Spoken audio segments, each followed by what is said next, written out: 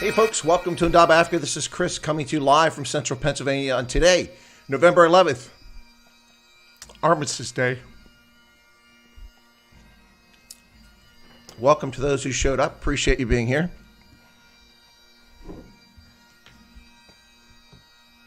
Excuse me.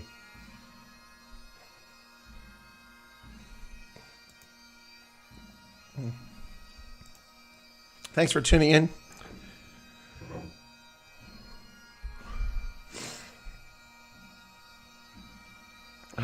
Appreciate your presence.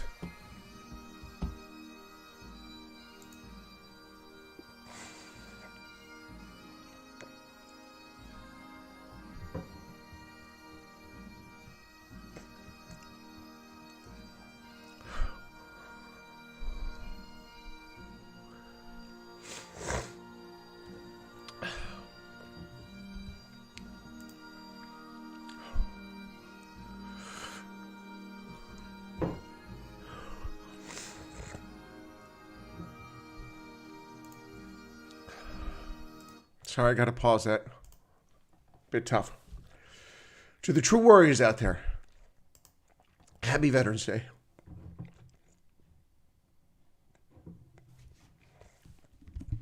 To all those who've served their people around the world, God bless you for each and every noble cause you fought for and served for.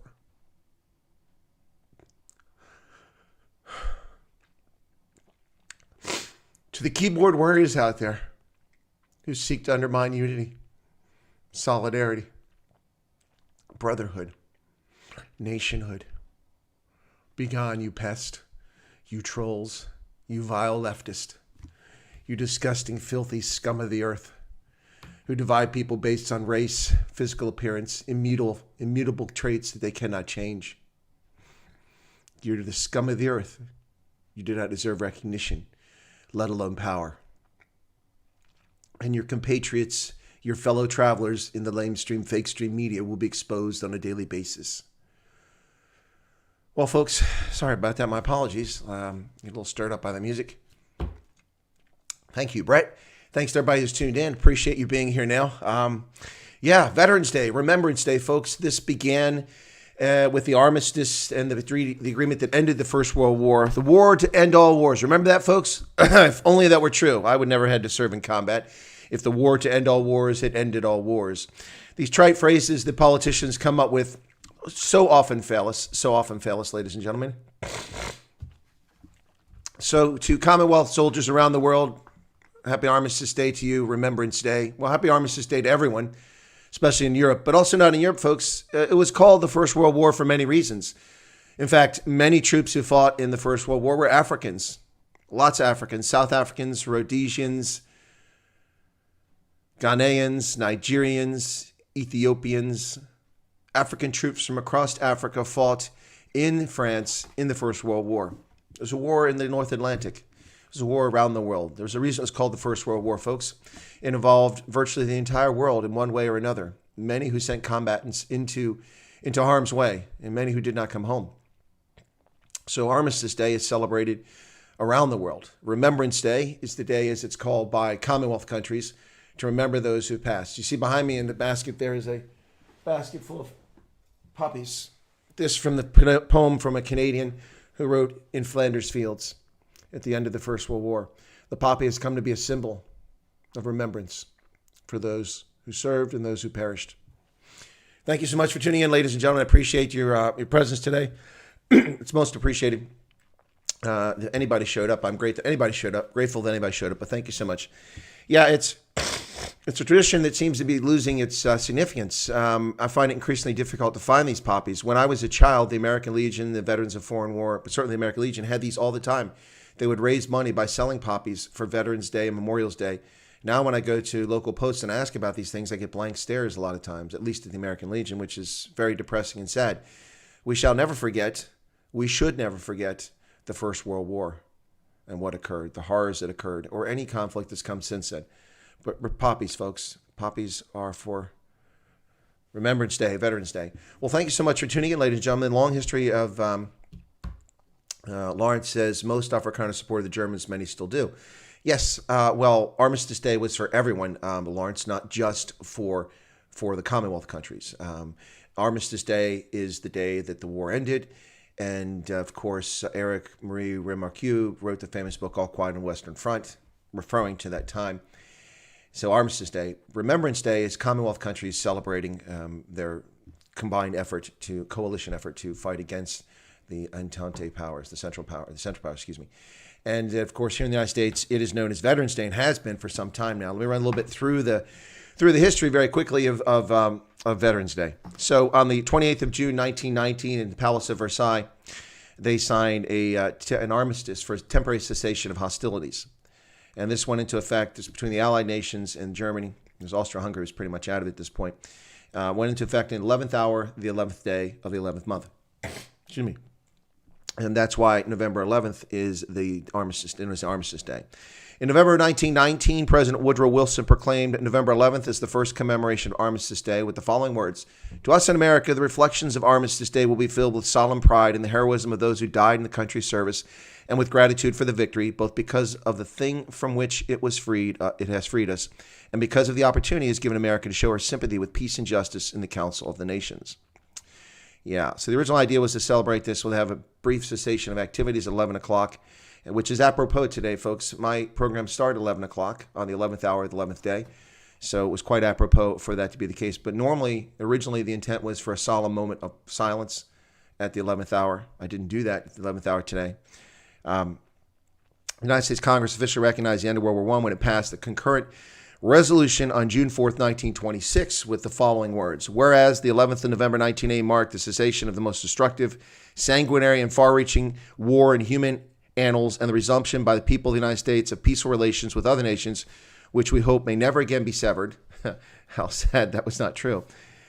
"And whereas it is fitting that the recurring anniversary of this date should be commemorated with thanksgiving and prayer and exercises designed to perpetuate peace through goodwill and mutual understanding between nations.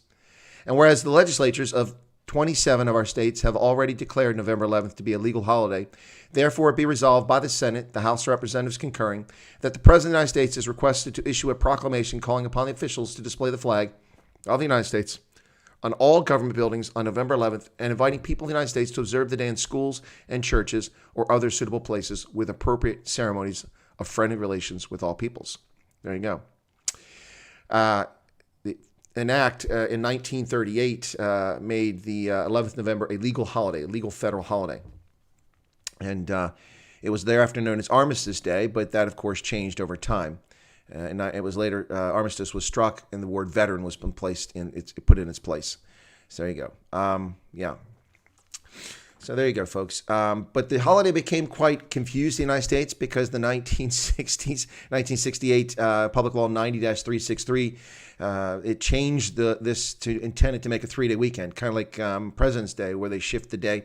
So it was designed to create a 3-day weekend for federal employees, and so the date shifted, which sort of entirely undermined the whole purpose of having a Veterans Day on November 11th to remember the end of the First World War. It sort of broke the historical link between Veterans Day and the date, why we actually had the day, and it confused things. So that lasted for a decade until 1978. Gerald Ford, when he was still president in 75, signed a law which changed it. So the beginning of November 1978, we celebrate each and every year Veterans Day on the 11th of November as it was intended. So that's how we get here, folks. Regardless of the day of the week that falls, we celebrate Veterans Day on November 11th. There are 20 million living veterans in the United States, ladies and gentlemen. 20 million. 1.5 million women, and the rest are men. 2.5 million black veterans, over 2.5 million black veterans, Afro-American veterans in this country. In the systemically racist country that doesn't allow opportunity for anybody, we have 2.5 million U.S. military veterans who are black. Strange that indeed. Chat's a bit quiet, folks. Are you guys just remaining calm for the solemn moment? If so, that's very wonderful of you to do that. But feel free to jump in the chat, ladies and gentlemen. I've got much more to talk about Veterans Day on November 11th. To all the veterans, wherever you may find yourself, whether you are a veteran of a conflict in the Bush War in South Africa, the war in Rhodesia, or Angola, Mozambique. I did see someone writing Portuguese here earlier. I couldn't read all of it. It looked like they said they work with the police. I'm guessing either in Mozambique or in Angola. Welcome to all of you. Also to the genuine Mkonto Wisizwe veterans. Welcome to you as well. The Zipra Zanla veterans. Welcome to the stream today. We recognize all veterans who've served in uniform their nation, whether it was on the right side or the wrong side of history. It really doesn't matter. Most people in uniform over history have been drafted, and they didn't really have a choice about whether they served. They did their best to be honorable and do the best thing they could. So congratulations to everyone for your service, your honorable service, those who served honorably, particularly for Americans. Thank you so much for your service. It's a pleasure to serve in uniform with you for 4 decades, nearly 5 decades. It was a pleasure. Sorry about that. Anyway, so yeah, the pictures you saw at the beginning of this that I showed, I'll run through this very quickly. They're going to cover my face up, so don't mind my face being covered up. But very quickly, the first one here, of course, actually, I'll just cover my face up and speak. How's that? So here we go. This is the Battle of Gettysburg in 1863, the July 4th weekend. Ironically, the weekend that the United States celebrates its independence was the weekend, or was the time frame in which the Battle of Gettysburg took place from the 1st through the 3rd of 1863, July 1863. This is from the Battle of Gettysburg. This one here, Pixie just became a platoon. Wow. Okay, I'm gonna have to take that off the screen there, Pixie, because I want to give you a salute to recognize you, especially on Veterans Day. So get ready for a screen capture as soon as your membership comes up here, and you just become a member at the platoon leader level. That's awesome. Thank you so much. I'm waiting for that to come up. Once that comes up, I'll go ahead and go back. There it is, right there, Piki.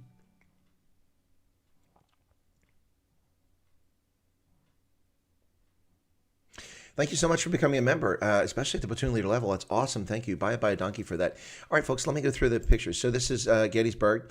This photo here is a memorial. So it was out of time sequence, but it wasn't an image. Neither of these was an image of an actual conflict. The rest are actually images of the conflict. So this is an image of the Korean War Memorial, which is in Washington, D.C., folks. It's a stirring memorial to see.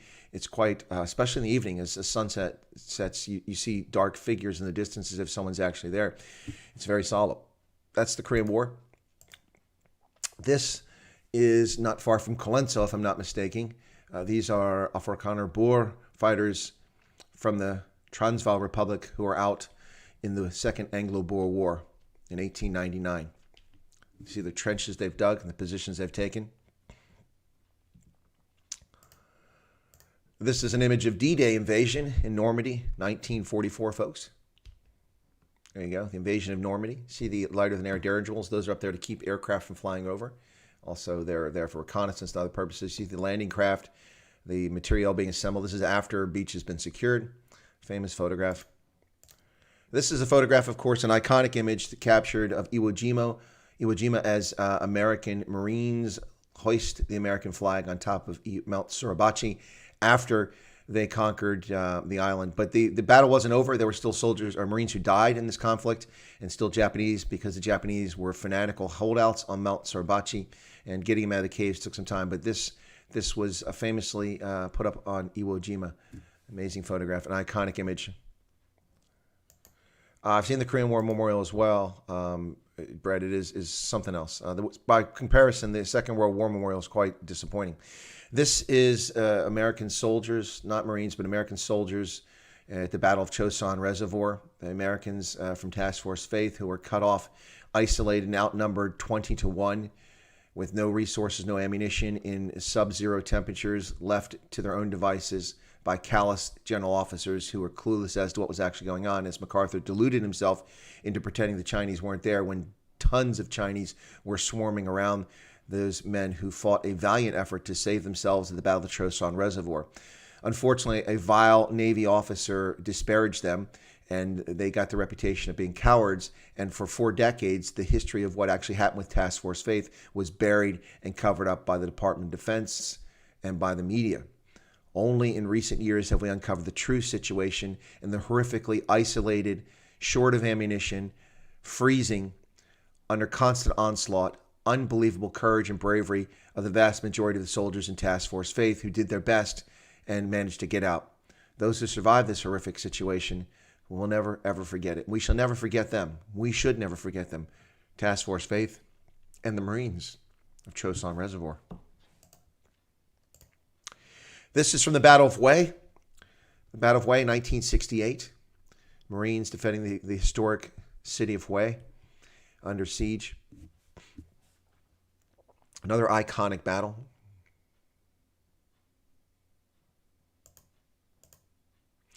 This is a photo of members of the Salute Scouts, Lieutenant Colonel Ron Reed Daly's formation in the Rhodesian military, a unit that accomplished incredible feats in combat. Unbelievably successful. Started out exclusively as a white unit, not because there were no black soldiers available, but because the veterans who joined the unit were a specific group to build the corps. They would go out with black face paint to do their operations to stop incursions, particularly in Mashonaland, in the northeastern corridor along the border with Mozambique. And then eventually they would capture the members of the guerrilla forces, and they would turn them, and with the exception of 2 or 3 instances, none of them ever betrayed the Zulu Scouts. There were just 2 or 3 instances that were tragic, but beyond that, none of them did. They were dedicated, devout members of the Zulu Scouts, and one of the most effective counterinsurgency organizations in the history of mankind, folks. This is an image, an iconic image of the Rhodesian Light Infantry, ladies and gentlemen, preparing for a training jump. Not a combat jump, a training jump. Rhodesian Light Infantry, RLI, folks. I was going to put a picture of the Gray Scouts in here, but there aren't too many of those out. The Gray Scouts are a mounted unit in the Rhodesian military. Rhodesian military, always a very small force, but quite an effective force, ladies and gentlemen. These are South African Defense Force troops on patrol in the bush during the Bush War. That iconic, horrific olive drab color uniform, not very very beautiful.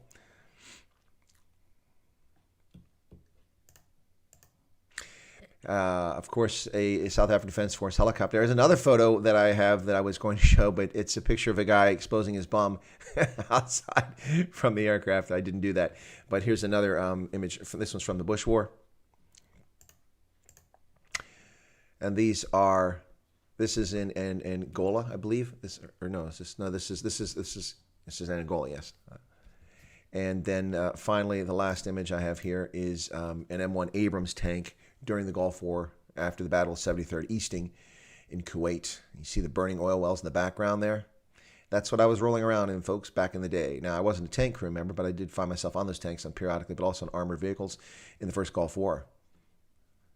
There you go. Anyway, so that's a little bit about the pictures and the images there that I put up for today to show you, give you a little background on what's happening. So as I said, today is Armistice Day, the 11th of November, the 11th day, the 11th month, at the 11th hour is when the armistice took effect in the First World War. And it is Remembrance Day in much of the Commonwealth, which, of course, has brought us the iconic imagery of the poppies from Flanders Fields, written by a Canadian. And then here in the United States, this day is celebrated as Veterans Day ever since the end of the First World War. So thank you all for tuning in today. Appreciate the 100 folks who've shown up now. A lot of you are tardy. I guess the three amoebas weren't busy stealing airtime. Ha ha! Ha ha! Anyway, slight dig there. Anyway, a few things about America's veterans, and I'll get to that up in a second here. Brett just gave a super chat. It says, thoughts on South Africa's involvement in World War II. I supported them aligning with the British. Well, they really didn't have much of a choice at that point. It was the Union of South Africa at that point. They were part of the Commonwealth, and they were expected to contribute troops and resources. So unfortunate, the loss of a troop ship heading to Europe, or coming back from Europe, I'm trying to remember which it was, with a lot of troops lost at sea. But unfortunately. But yeah, the South Africans really played an important role, as well as the Rhodesians. Rhodesians played a very much an outsized role, very successful contribution to the Second World War. Rob McLaren says, thanks to all the vets around the world. Well, agreed, Rob. Thanks to all the veterans. Nigel, so let's just remember the Tuskegee Airmen who protected the Flying Fortress in World War II, who never left the Flying Fortress unprotected. That's true. And for that matter, we should remember the Flying Tigers, the American voluntary force who went to China and Southeast Asia to help the nationalist forces of Chiang Kai-shek against the Japanese and the communists. The Flying Tigers. Claire Chenault. Emil Third is here. Good evening to you. Well, let me say hello to folks very quickly before we get any further, and I'll talk more about Veterans Day. Excuse me. A very small audience at the outset. Not sure what that's all about, unless the amoebas weren't interfering. Hendo, there you were early. You were there an hour early. Anton LaRue came in about 40 minutes later. Catherine, then Teo Magro. Watched the Scott's live stream last night. You said you came on and greet people. I apologize not greeting back. I did not see you. Sorry. No, Teo, it's fine. I usually greet people, but I miss people too. I mean, I don't catch all the chat. So my apologies. Don't sweat it. Excuse me. Dolce Vita says, remember them, Generation Veterans Day. Thank you for that. Erica, good to see you again. And then Ina Stain is back. Welcome to you. Kate Cross, to all our vets. Hendo Ice is here. Catherine Piper. Olaf. Etienne Brudreich. Sorry, it's a hard time with that name. SM is here. Keith Alderson. Sapper, good to see you. Mike Deisel. Tony Nagy from Canada. Peaky, not enough for Afrikaans music, but I enjoy the song at the beginning of the chats. Good morning, all. Welcome to you, Peaky. Thank you for becoming a member, Peaky. Really appreciate it. Yeah, Afrikaans music rocks. There's nothing wrong with it. Brett knows his Korean War. That's right. Jesse Leroy Brown, first black Navy pilot from Hattiesburg. He died at Chosun Reservoir. He died flying air cover. The heroic effort of Marine and Navy pilots to bring support into the forces of Chosun Reservoir.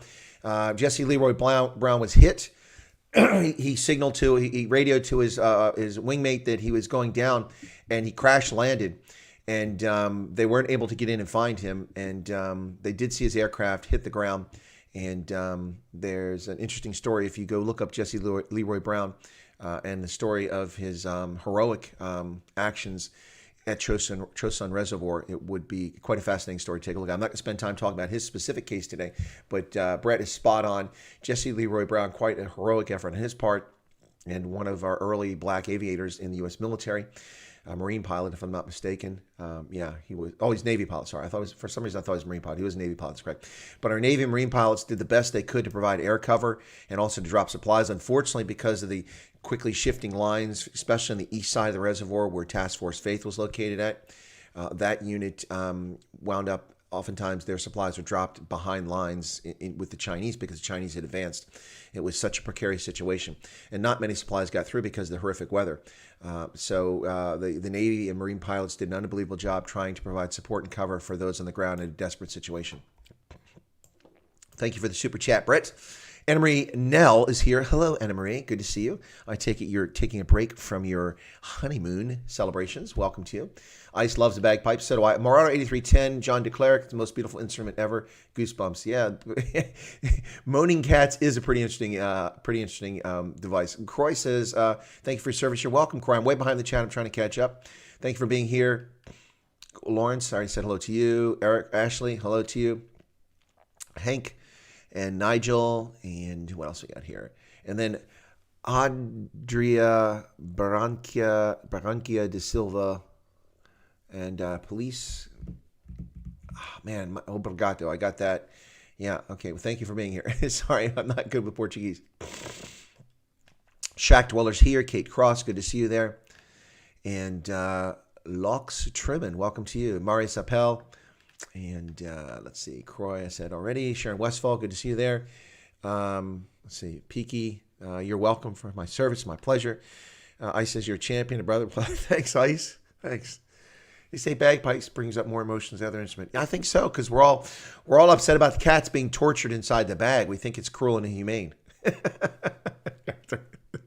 Etienne says, thank for my grandparents who served. I believe the precursor SAS in Italy used their piper to mask the partisans that were the main fighting against the force in Germany. I'm not sure, Keith. I haven't heard that before. You have memories we can't understand. We all know you stand by. Well, thanks a lot. Appreciate that. Brett says, recently the British and South Korean governments had a conference to remember UK's involvement in the Korean War, especially the Battle of Imjin River. All right, cool. Thanks, Brett, for sharing that. Gino Horn, welcome hello from my husband and happy Armistice Day. Well, thank you, Gina. I appreciate that. Welcome to your husband. Rudy Geldenhuis. Hi, Chris and folks. Welcome to you.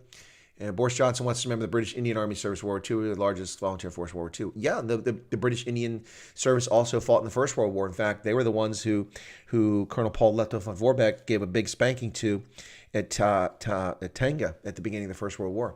Yep. Battle of Tanga. Yep. Christine Jacobs, thanks for the big hug. Frida Naud, thank you very much. Marco, good to see you there. Raid from Pod Bros coming. When was that up here? Did they finally end? So I'll find out when they finally ended there. Raid from Pod Bros. When was that? Okay. Yeah, 11:21. Pod Bros running right. Exactly right. Imperial Germany is forcibly disbanded. Doogie Doop, salute to Rhodesians stood alone and bravely fought the communists. Speaking of which, folks, the evening stream here on Chris White Africa will be Rhodesia Day. So if you're a roadie, tune in. And no, not a groupie for a band, those kind of roadies, but a roadie from Rhodesia. Tune in, and I'll probably allow people to call in. So we'll see how it goes. Okay, and then thank you again, Piki, for the membership. Kolasang Litosani is back. Good to see you there. The Bruces, thanks for your service. You're a legend. Well, thanks a lot, bro. Thanks a lot. Appreciate it. Marius Marais, welcome to you. Brett's UK favorite campaign history, least favorite. Well, I'm not a major fan of UK history.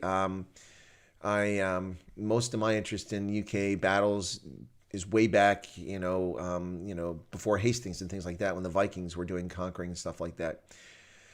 It says my least favorite U.S. campaigns are in the Philippines. Yeah, the Philippine insurgency was brutal and it was horrific. The United States Korean War Memorial is awesome.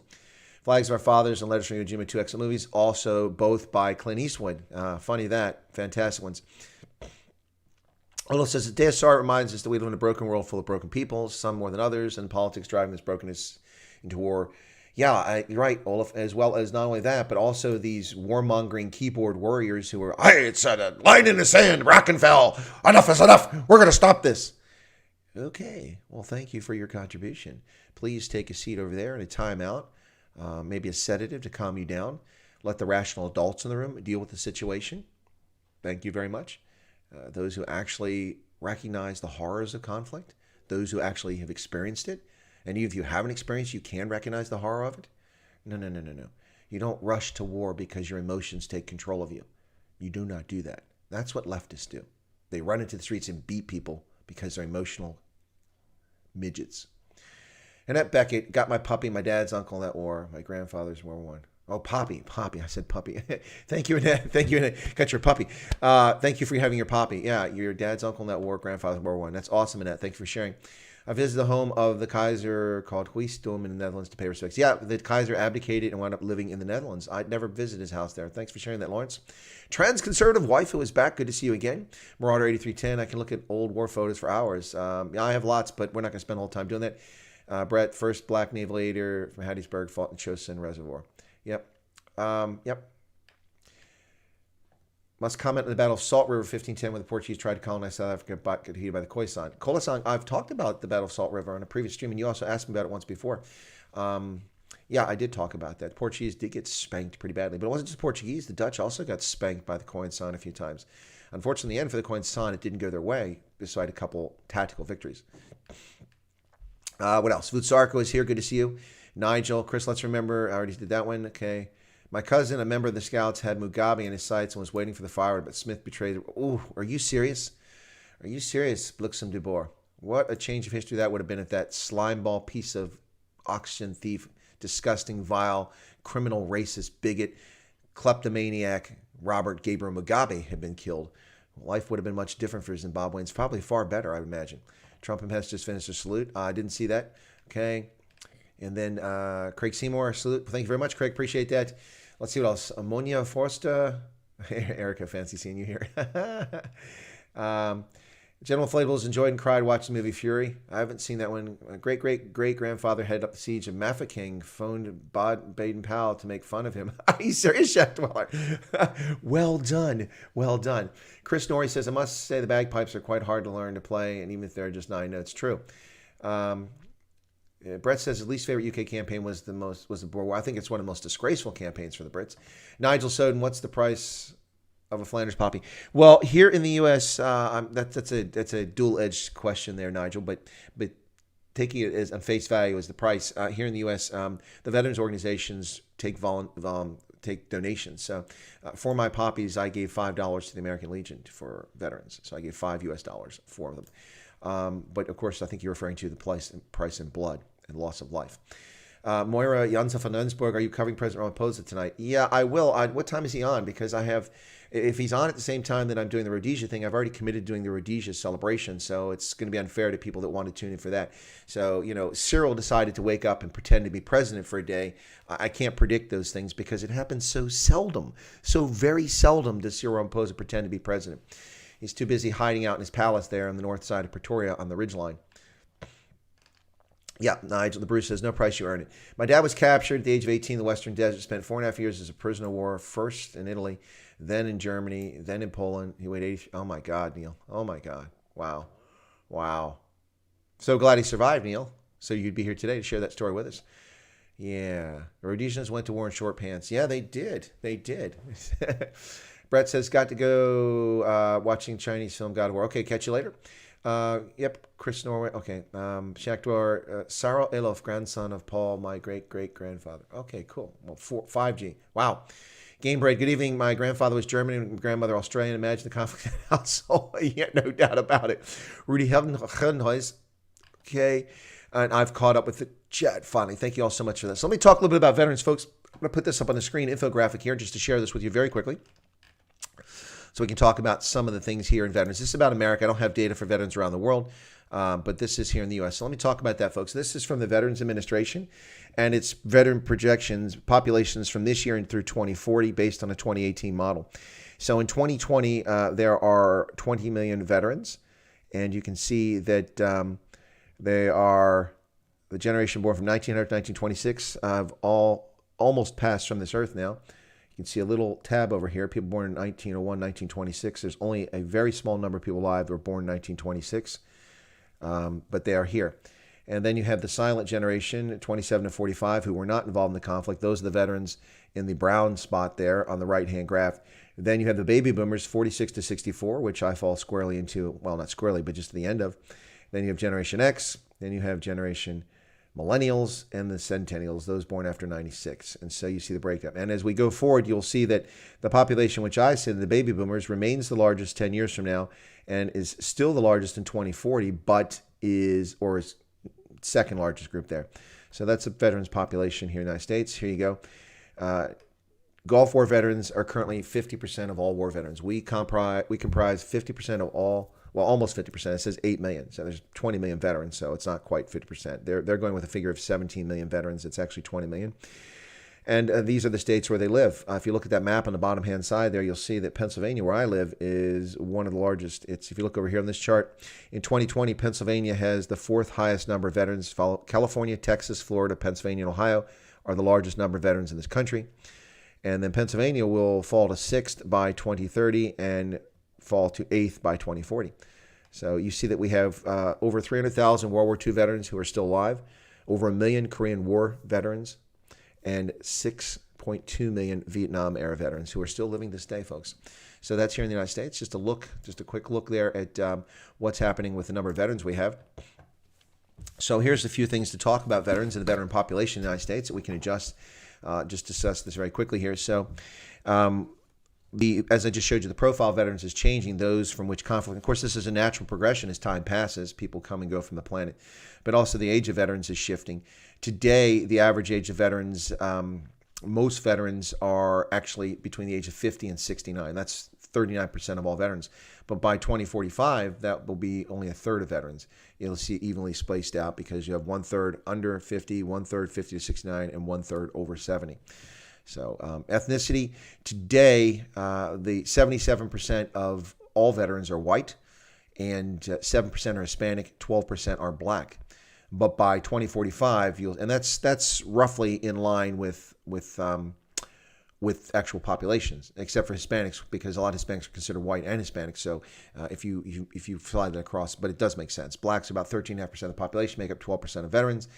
Asians make up 2%, which is an underrepresentation for Asian population in this country.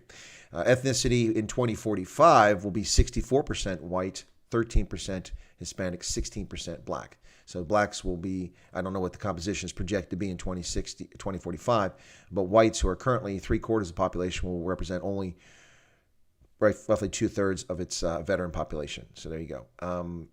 Today, 91% of all veterans are male, but by 2045, that will reduce to 82%. So 1 in 5 veterans by 2045 will be women, because the increased number of women since the end of the draft in the all-volunteer force. Let's see what else we got here to talk about, folks. Gulf War veterans are now the largest number of all U.S. veterans. For my entire life, the largest number of veterans were always World War II veterans, until that population began to diminish over the past few years. Now my voice is out of sync again. Gosh, sorry. Hang in there, folks. I'm just resetting my camera. Once again, resetting my camera. Sorry about that. I don't know why it does that. The software sucks. It worked perfectly fine until Logitech updated their software. Maybe I just need to buy a different camera. But Logitech supposedly does make the best webcams out there still. Here we come. Come on. There we go. A little slow. Frozen. All right, now we're back. Right, so Gulf War veterans, but the entire life, the majority of veterans in this country were from the Second World War, but that's only changed the past decade or so. And now the World War II veterans are a small number of veterans out there, and just 300,000 roughly. So as of this past year, there were 6.8 million in Vietnam. I already covered that. Yep, okay. And now 8 million from the Gulf War era. The share of U.S. population with military experience is also declining, folks. In 2016, 7% of U.S. adults were veterans. In 1980, 18% of adults, so nearly 1 in 5 adults in 1980 had served in uniform. Now, bear in mind, in 1980, we had just ended the conscription army. So the draft had just ended in 1973, 74. And so the draft ended in 1974 and became an all-volunteer force. So we only had 6 years of just volunteers. Prior to that, every male was drafted into the military, those who are fit for service. So 18% of American adults. So if you consider that half the adults are men, half are women, that would mean about 36% of all men in the country, 1 in 3 men, had served in uniform in 1980. Today, if you use that same figure, only 3.5% of the men in this country have ever served in uniform. It's a similar situation in South Africa. So all these keyboard warriors that run around and act all tough and pretend they think they're Koos de la Rey need to really, take it in shorts there for a second and think about what you're doing, because you don't know what the hell you're talking about.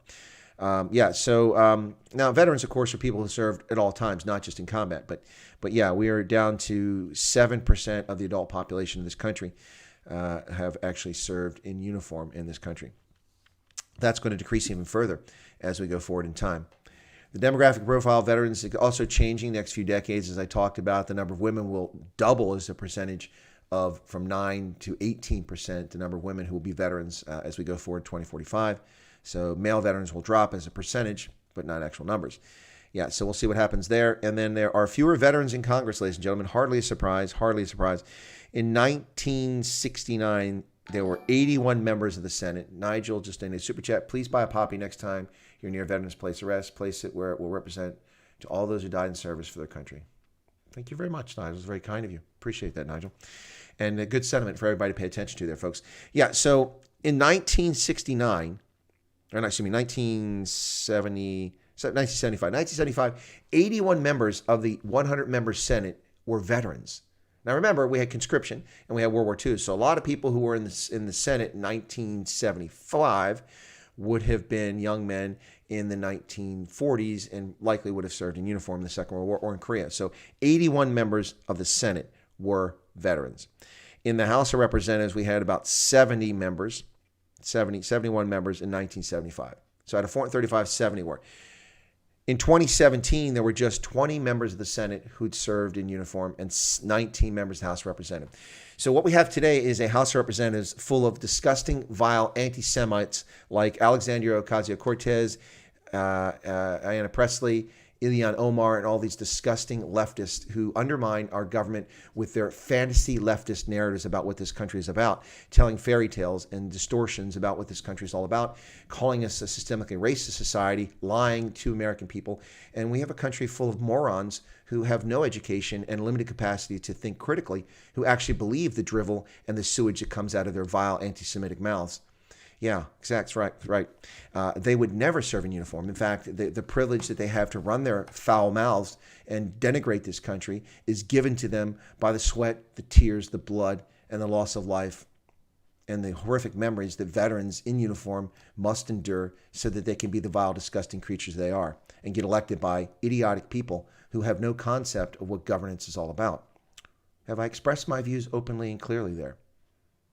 Did I hold back? Actually, I did hold back. I prefer to use profanity-laced discussion when it comes to those people in the Congress. And for that matter, Nancy Pelosi, same with you. Chuck Schumer, same with you. Yep, okay. So in 2017, the Department of Veterans Affairs received low favorability ratings. Now, if in fact we lose Donald Trump as president, which is a real possibility at the moment, but certainly not a decided issue as we see things uncovered. But if Donald Trump leaves the stage after 4 of the most incredibly successful years for any president in American history, unbelievable, if he leaves office, when he came in office, the Veterans Administration was in a tailspin, and it had been for a long time. Now, I can't blame it all on Obama and Biden. The Veterans Administration had been neglected by the federal government for decades. It was under-resourced, it was led by poor leadership, and it was a leviathan of a bureaucracy that did not meet the needs of veterans by and large. It was a place where veterans went to die. As I mentioned in a previous stream, much to their disgrace, and so we're supposedly 75 million Americans voted Joe Biden in office, a man who, along with Barack Obama, is responsible for an agency that allowed 300,000 veterans to die for lack of care. For lack of care. The Veterans Administration had 300,000 veterans who were turned away from medical care during the 8 years of Obama and Biden and died as a consequence of not getting care that they were authorized to get. 300,000. You see these feckless, lying, scumbag leftists running around making up numbers about COVID-19. Oh, Trump killed 230,000 people. Okay, we won't begin to deal with the fraudulent number that's there and deal with the fact that Trump didn't kill anybody. It was Andrew Cuomo who put COVID-infected people in our nursing homes, killed grandma and grandpa, and Tom Wolf, who did the same thing in Pennsylvania, and then these idiots like de Blasio and Pelosi telling people to come out and ignore CDC health guidelines who got people infected with COVID. That's who killed people, not Donald Trump. But never mind the fact that Biden and Obama did something, neglected the VA, and led to 300,000 veterans' deaths. This is the Veterans Administration 2017. This is when Trump comes in office, January of 2017, before Trump becomes president. You ready for this? The Veterans Administration had a favorable rating of 49% and an unfavorable rating of 34%. Do you know what the Veterans Administration's favorable rating is today, favorability rating is today by veterans like me? 91%. 91% of veterans are satisfied with the service they get from the Veterans Administration. An organization that was wildly unpopular, highly inefficient, did not meet veterans' needs for decades. For decades. Donald Trump comes in office, and 3 years later, 91% of veterans are satisfied. I'm one of them. Very satisfied with the service I've gotten from the Veterans Administration. I cringe at what's going to happen to the Veterans Administration now if Trump leaves office. One reason why I refused to participate in the VA healthcare, even though it's free. Because I don't want to go to a VA health clinic and die waiting for care under this scumbag, useless, feckless, pay-for-play, criminal enterprise, RICO organization coming in office next. No, not interested. 91% approval rating for VA services. It was 49 when Trump came in. How the hell does Joe Biden get 75 million votes when there's 20 million veterans? And of those who access the VA, we see that 91% approve of what's going on there.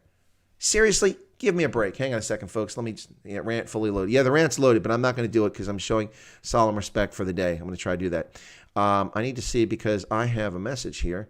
What is this? Oh, okay, cool. Okay. All right. So, yeah. This is from Lauren Southern. I just got a message from her staff. They want to know what date we want to do it. So after I go off the air, I'll contact them. We'll try to get her on. Biden's first president in history that got more votes than voters vote for. Yeah, more votes than voters vote for him. Exactly. Yeah. Okay, listen. Barack Obama was a slime ball. He was a leftist, and he did exactly what he said he was going to do. He said he was going to destroy America. Of course, he changed the words. We're going to change and transform America. No, he destroyed America. He tried to destroy America. He made us look like asses around the world. He withdrew. He made us tertiary partners in critical alliances. And all the while, the world feted him. Why? Because he had brown skin. Yeah, that's right. That's why. They fell in love with him because he had brown skin. Not because he was effective. He was a junior senator who didn't know his bottom from a hole in the ground. And he was a vile, vindictive person who used the intelligence agency of the United States to spy on Americans. James Rosen, Wall Street Journal reporter, to also do it against Carter Page, against Donald Trump. Yeah, who used the IRS under Lois Lerner to deny private organizations from tax-exempt status. A person who stoked racial division with his lies and nonsense. Yeah, that's what we had, Barack Obama. A person who started more wars than George Bush. Well done, Barry. Well done. Yet beloved. At this point in history, the president with the single highest number of votes in the history of the United States. And we're supposed to believe that Joe Biden, who can't attract flies. Listen, I could take a dump on my front lawn and attract flies, but Joe Biden would attract less people than a dump from a dog in my front yard. And he won 75 million votes. You people are smoking crack cocaine. He didn't even campaign. So what you're telling me is that 75 million Americans are so stupid that they don't even need their candidate to campaign. They're only voting against Donald Trump. Seriously? There's a time in this country when only educated, rich, white gentry could vote. And while that was wrong and plutocratic and inappropriate, gee, you wonder if we restricted the vote to people that actually could pass an IQ test, maybe we would have better outcomes in our elections. You notice I said IQ. I didn't say ethnicity. I didn't say race. I didn't say religion. I said IQ. People that can't string two thoughts together correctly shouldn't be allowed to vote. I'm just saying. Right. Anyway, folks, 9 months ago, the impeachment saga already found enough evidence to launch investigations. Biden, what happened to that? Nothing happened to it. What is going on with Barr? Where's Durham, this so-called hotshot attorney from Connecticut? No charges, folks. Nothing. We are all disappointed. In the end, if Trump leaves office, the biggest disappointment will be the fact that they refuse to pull the hammer and prosecute these criminals in the deep state. And we'll be left with a deep state. By the way, creepy Joe Biden, Jim Crow Joe, has already announced that he will re-enter the Paris Climate Accord. First off, he's wrong. He's a moron. He doesn't understand how our government works. You can sign whatever you want, genius. It doesn't make us obliged by it because it's not law. It doesn't carry the weight of law. That's a treaty agreement. That treaty agreement must be ratified by the Senate. It will not be ratified by the Senate, just like it wasn't under Obama. So what a bunch of morons. He's also going to re-implement a unconstitutional executive order which has no weight of legal authority, yet was enforced by the federal government, called DACA, the Delayed Arrival of Dependent Children's Act. Yeah, it's not an act. It's a piece of crap. It's an executive order. It is an illegal executive overreach, and the president should be sanctioned. Who does that? Obama should have been sanctioned for his criminal action. And another piece of useless leftist nonsense he says he's going to do on day one. Oh, yeah, they're going to stop detaining invaders. People invade our country, and they're going to simply release them and let them out into our country. That's your reward for violating our sovereignty and invading our country. Joe Biden will let you loose. This country is headed right down the crapper, folks, if this clown becomes president. General Dennis Arap, no longer, he was a POW North Korean, not familiar with the name. Joe Biden didn't campaign because he knew about the plan fraud, thought they had in the bag. Yeah, they thought so, but they've been caught. The only thing Biden gave us was Obama beige. Nico says maybe they're more concerned with the stain on the U.S. than exposing the fraud. No. Let's expose the fraud. We can't take the risk. We can't take the risk of Joe Biden actually being the president here. Chris Norvey says, can we remember the country of South African Air Force and Korea too? Yes, Chris, you must have tuned in late. Brett Sessoms mentioned it several times. He's talked about the South African Air Force and their contributions, which was just discussed in Korea, South Korea, just mentioned this past week, I think. 77 million morons, if you ask me, says Hank. Yeah, I agree. Anyway, so where are we at? Folks, today is Veterans Day. This is the 11th November. This was originally Armistice Day from the 29th of June, 1919, the Palace of Versailles Treaty was signed. And this was because in 1918, the 11th hour, the 11th month, the 11th day, the armistice took effect, and that ended the fighting in Europe from the First World War. In 1919, this became known as Armistice Day. In the Commonwealth countries, it's known as Remembrance Day, to remember our comrades who've fallen. And of course, famously, a Canadian wrote a poem called In Flanders Fields. And so in Flanders Fields, we see the poppies. The poppies have become a symbol of the First World War and Remembrance Day. And so here in the United States, traditionally, our veteran service organizations sell poppies to raise funds for the organizations for veterans. These ones were from the American Legion I purchased here locally. And I made a donation. I gave a donation to them. They don't sell them. They do sell them. Anyway, I gave a donation. And so poppies. So in the United States, it later became known as Veterans Day, and we celebrate all veterans. As I mentioned, there are approximately 20 million living veterans in the United States. A veteran is anyone that served honorably in uniform in a period of war or in peacetime. So this is not simply about warfare, folks. It's also about those who never served in combat, who served our nations faithfully by wearing the uniform. And that's all around the world. So today it's Veterans Day here in the United States. I want to thank you, those who have tuned into me and tuned into the channel today to listen to this Veterans Day celebration. I'm most grateful. I am wearing a rugby jersey, of course, and it is a USA home jersey, or is it the road jersey? I can't remember. Anyway, this one's pretty cool because it has the stars all up in the pattern in the shoulder. You really can't see it very well on the camera, but maybe if I lean there like that, it has the stars pressed into it. So we have stars up here. It's really cool. So this USA Rugby jersey from the 2019 Rugby World Cup, as always wearing a rugby jersey. Blixman said, I heard that if Biden won, he won't use the Oval Office. Apparently he found a nice basement he likes more. Oh, that's a good one. John Jarvis says, I won't be able to put up President Harris. I agreed. No doubt about that, folks. No doubt about that. Yep. So healthcare facilities for veterans in this country are made up, and I'm going to stop this stream here very shortly because I got to prep for Rhodesia Day. I'm also going to look to see when Cyril's on, and I'll do a live stream with Cyril coming on. So let me check into that. So there are 1,074 outpatient sites around the country and 170 VA medical centers. One of them is in Lebanon, Pennsylvania, about an hour from where I live. And in 2021, this is Donald Trump requested an appropriation of $243.3 billion for 2021, the fiscal year that we're currently in, 2021. And he asked for a budget, that's a budget increase of 10.2% over 2020. So it's a record amount of money spent on the Veterans Administration and veterans by the Trump administration, long ignored by Obama and Biden. Yep. Anyway, folks, that's a little bit about that. Anyway, veterans around the world, happy Veterans Day to everyone. God bless. Thank you for your service, whether it was in the service of Rhodesian Light Infantry, whether it was in service of genuine service, not the cooked-up fictional 100,000 veterans, but genuine service of Umkhonto Isizwe, or it was Zipra Zanla, or the South African Defense Force, or it was for the United Kingdom, France, Germany, wherever you may have served in uniform, Japan. Thank you for your service, your faithful service for your nation, and especially here to my compatriots in uniform in the United States and our NATO allies. Thank you for your service. And to those still serving today, thank you so much for your continued service. It does make a difference. Unfortunately, the world is an evil place full of nasty, evil people. It would be wonderful if we never needed military or police to resolve differences. But we do, folks. We do. We unfortunately need military to resolve conflicts and, more important, to serve as a deterrence for those who will act in evil, malicious fashion.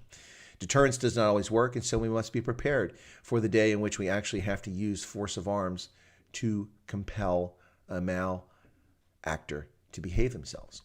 And to those who are prepared and ready in defense of their nation, thank you for your service. Those continue to serve, thank you so much. Ronald has just given a super chat and says, in honor of all veterans who serve. Well, thank you so kindly for the super chat, Ronald. Really appreciate that. It's very kind of you. John says, how long does a person have to serve before being considered a veteran? John, generally, that's you have to complete your basic training. And once you've completed your basic training, and each service is different, but usually it's about 6 to 8 weeks, then as long as you're discharged honorably, you're considered a veteran. You're an honorable veteran. So that's here in the U.S. military. There's different militaries, different standards. But if you don't complete basic training, then you never became a soldier or sailor or Marine. So that pretty much is it. Greg says, brothers, wow, what a sight that must be. Love the march. Anyway, so folks, before we go, I'll wrap up here, and we're going to go here shortly. But let's go and start playing the bagpipes, see if I can keep it together. There we go. Anyway, always very touching. So, ladies and gentlemen, you've been listening to Chris White Africa on the Adaba Africa channel. I want to thank you so much for your support today, for tuning in. And we had a smaller audience than normal. I don't know why that is. Did people not want to celebrate Veterans Day? I'm not really sure. But thank you to all those who showed up, the 125 or so who were here for it. I hope that you found it interesting, informative, and learned a little bit about veterans around the world, not just here in the United States, but also veterans of the Bush Wars in Southern Africa and veterans of other conflicts like the Boer War, the First World War, the Second World War. Thank you so much for your support, for your dedication, and your patronage, for your memberships. Peaky, thanks for becoming a member, for your subscriptions to the channel, and also thank you for the super chats. They're much appreciated. And for those who watch my videos that are prepared and actually stomach and sit through the advertising, thank you for that. You'll notice that I don't do advertising on any videos less than 5 minutes. I also don't do any advertising on any videos related to farm murders in South Africa. I find that to be detestable to do that sort of thing. But other videos in which I do that are productions typically have advertising. You don't have to watch the advertising. Just skip over it. That's fine. Thank you for your patrons, though. Thank you so much. Anyway, folks, God bless and have a good day. Today, November 11th, 2020, Veterans Day, Armistice Day, the day that ended hostilities on the Western Front in the war to end all wars, the First World War. Ladies and gentlemen, thank you for your support. God bless and have a good day. We'll be back for Rhodesia Day. Whoops. Sorry, I wasn't prepared for that start. Kind of caught me off guard there. Star Spangled Banner should not have been playing that. Let me get back to this. All right, sorry about that. The sequence was out of order there. My apologies for that. Anyway, folks, yeah, thank you so much for your support. Be back for Rhodesia Day celebrations. I'll also take a look to see what time that Cyril Ramaphosa has decided to pretend to be president of South Africa once again with a public address. We'll see what his intent is, and I will carry that live if it doesn't intrude. If it does come during Rhodesia Day, I'll make a decision on the spot. Otherwise, be prepared for a stream coming here on Chris White Africa covering that later today. Thank you so much, folks. Roadies never die. For Rhodesians, we'll see you in the late stream tonight at 9:35 in South Africa, in Botswana, and in Zimbabwe. So feel free to tune in for that, folks. Everyone's welcome for that stream. But thank you so much for your time and for your consideration. God bless, and we'll see you here just a little bit later on Chris White Africa. Thank you very much, folks. And that's it. I'm out of here.